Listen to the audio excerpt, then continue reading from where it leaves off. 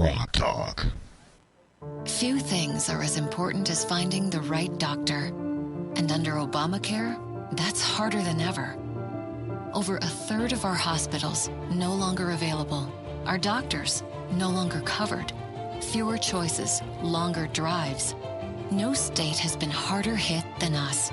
And even after watching it impact New Hampshire, Congresswoman Ann Custer still supports it. Call Ann Custer. Tell her Obamacare isn't working for New Hampshire. 3, 2, 1.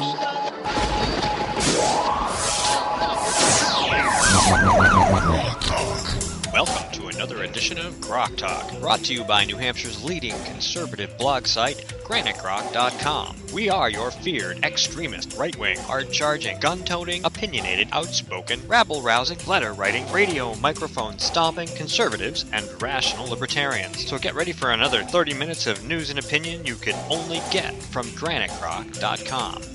GrokTALK. Halfway point in the show. Welcome to the third segment. It is the 10 o'clock hour. That's Eastern Standard Time for those of you listening in other parts of the country, farther and farther westward, where we do have listeners. Hi. Morning. Welcome to GrokTALK. Certainly. Brought to you by GraniteGrok.com and the Coalition of New Hampshire Taxpayers here in the lovely CNHT studios in beautiful downtown Concord, New Hampshire. The heart of all that regulation and stuff yes, we were just talking about with Kathy Rago, who's running for New Hampshire State Senate. Thanks to Kathy for coming in. Yeah, Sauron's just up the street under the gold dome. That's all right. Well, this is, Concord, New Hampshire, the Granite State's heart for Kool Aid drinkers. So that's right. Yeah. If you have a hankering for Kool Aid, this is where you need to be. This is where you need to be. All yeah. right. By the way, I just want to bring up for our listeners, while Rick was telling his story about Representative Al Baldessaro, I remembered I had put up a post a long time ago, 2008, the Marine Maze. You can now see it on the live stream. This is what Al does. He doesn't care what kind of barricades, what kind of nooks and crannies or convoluted corridors there are. He gets to the heart of the matter very, very quickly. And frankly, he doesn't care who he ticks off. Which is why when the picture from his wedding with all the people in the wedding party holding weapons, firearms, got picked up by some Democrat lunatic. I don't remember which one it was. Have I got a story? Was it Peter? Was it Lisa Whittemore? Was it Whittemore? I believe so. All right. And that got national attention. And another one got national attention. Debbie just happened to be flipping through the channels yesterday, and I guess Meredith Vieira has her own talk show now, and she was putting up sort of their version of our WTF moments. And there's 5 ladies from a wedding in their wedding gowns, the maids of honor. They're all holding rifles. And you could hear the utter disbelief in her voice. And when they first put the picture up, you heard the audience all go, I'm going, so? It'd be nice if Meredith was able to actually call them what they were. What if they were holding drinks? Alcoholism kills more people than guns. Or knives. Or knives. Bats. Well, if you're in the mood to have your head explode, all you got to do is watch Good Morning America. That I swear, I sit down, my wife, she has Good Morning America on, and I says, I'm going to get the duct tape. I wrap duct tape around my head so it doesn't explode. Yeah, do not watch single-digit TV. I don't. I like that. My life, I rant a lot because that's fun. Yeah. And I poke fun because it's fun, and I'm visceral, snarky because it's fun. But people have to understand, I don't make a ton of money, but I've managed my life in a way that for the last few years, my life has been very peaceful. It's really nice. It's comfortable. It's not extravagant, but I don't have a lot of stress in my life. I just don't. And this is just a hobby, right? Get miniature goats. And part of that is I don't watch TV news. I just don't. Because I know none of it's anything I want to hear. The last time you want to be peaceful, you have high blood pressure, stop watching TV news. Last time I watched Channel 9, that's the MUR in Manchester. Yep. Karen Appel was the talking head. Last time I watched CBS, Dan Rather was on. Yeah, but you can watch Channel 9 because that's not hard news. That's puppies and kitties. I'm playing it. My clicker never stops on Channel 9. Is that pre-K news? Has anybody, speaking of news, would you even bother? Not necessarily the news. Has anybody watched, and I've got a couple shows DVR'd at home, but Bill Binney's new Binney Media NH1 news at No. 10 o'clock yet? Supposedly it's brand new format because it was on for a while and then they stopped, and I guess they've done a revamp. So I was Well, I just know he said curious. he wanted to bring a different kind of news to New Hampshire, so maybe he did. So you We could had dress him them on, all up as Easter bunnies and have them report, you know. I could, yeah. We had him on ISIS WLMW when he was a candidate. He was a pretty interesting guy. So I should probably keep track of him. Yeah, I remember one debate. He wishes that we weren't there. Yeah, he had his Meltdown. yeah. Yeah, that was at So the he went- Rochester. He had his Howard Dean moment. He went freeform. Yeah. yeah, off prompter. yeah. This was when at the Rochester 912 debate with first they had the Congress folks and then the senators, and obviously Jeff Chittister set the stage where he said, "I hope you all have your constitutions with you," and they all thought this debate was all about them, and they had no clue it wasn't. It was about the constitutions. And then the current events, and then they were on the outside trying to look in to see, how everything was. So they weren't and Bill, prepared. well, a couple of them, I will say, did very, very well. But Bill Binney said the thing not to say when your audience knows more about the Constitution than you do, which is like the separation of church and state, as it says in our Constitution. Yeah, see? Dead silence. Yep. More dead silence. And Jeff Chittister said, "Mr. Binney, I have a constitution. Please show us where that is said." And he lost it. I get lawyers to do all that stuff when I have to deal with it. I'm Apparently thinking, he does. Well, the people you're representing aren't. They don't. He needs new lawyers. Well, that's the lawyers I'm familiar with. but then I know. why are we supposed to elect you as one of our chief You lawmakers? could elect your lawyer. Yeah. Yeah, thank you. And we probably had. You probably have, yeah. He's probably running something somewhere. There's an editorial in the Concord Monitor today by some fella. The name doesn't matter. He's a progressive. And he's looking to have, hopefully, Hillary doesn't run and a real progressive runs in her place.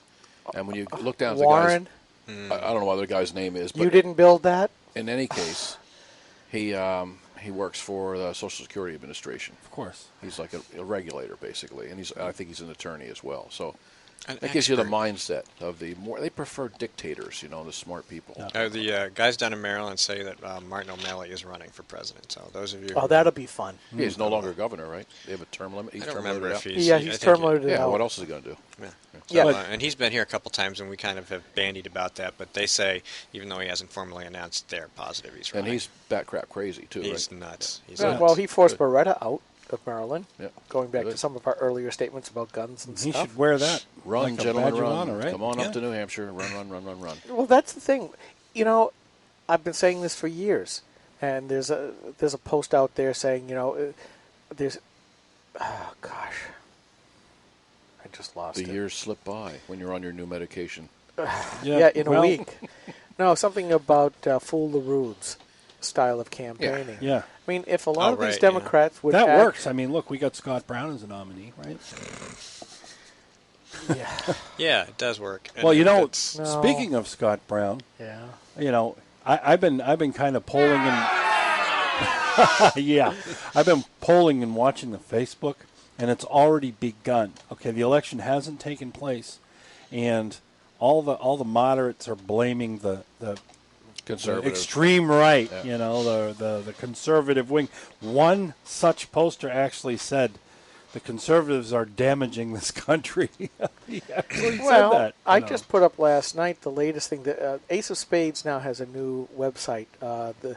The Ace of Decision Desk? the Decision Desk, and I'm going polling. the polling. Yeah, I'm going to put it up. Synopsized, they've come up with a way to poll faster and more accurately than the news media. So if there's an election going on, they've reached all these contacts and stuff, and they They're can get the information and fast. the actual polling data, and they can post it faster than the news. That'll last for about 2 years, and they'll be taken over by left-wing nutbags. Well, Yeah. Ace of Spades is pretty conservative, so I Very, doubt it. yeah. So I'm putting up the chart, and if you look at the chart real quick, you can see that Brown has already peaked, and yet he was the anti-Shaheen type person. That he was the only one who could beat Gene Shaheen, and right now he's a fading. Yeah, maybe they're Yeah. polling actual Republicans. yeah. Well, the nice thing about Ace of Spades is Oops, sorry, that was me. Sounds pretty good. Give us a buck. Sounds cool. It gives a buck. Yeah, we need a tip jar. Yeah.